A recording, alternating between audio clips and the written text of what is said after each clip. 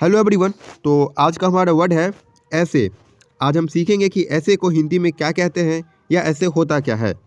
तो दोस्तों सबसे पहले बात करते हैं ऐसे, यानी ऐसे को हिंदी में क्या कहा जाता है। तो ऐसे को हिंदी में निबंध या आप इसे गद्य लेखन भी बोल सकते हैं।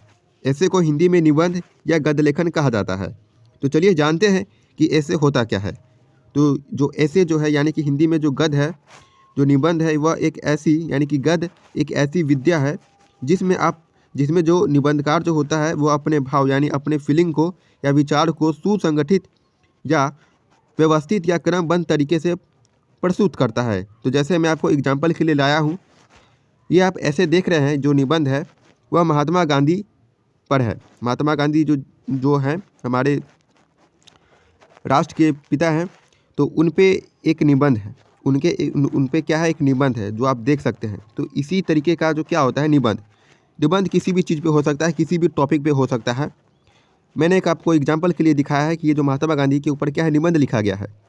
तो इसी तरीके से आपको बोला जा सकता है कि किसी भी चीज़ पर निबंध लिखो, तो उसके बारे में लिखना होता है, उस चीज़ के बारे में, उस टॉपिक के बारे में, मतलब उसका फीलिंग क्या भाव है, निबंधकार का विचार है। तो उसको एक क्रमबद्ध तरीके से, सुसंगठित तरीके से, व्यवस्थित तरीके से अगर आप उसके बारे में लिखते हैं, उस टॉपिक के बारे में लिखते हैं, तो इसी का मतलब होता है दोस्तों ऐसे।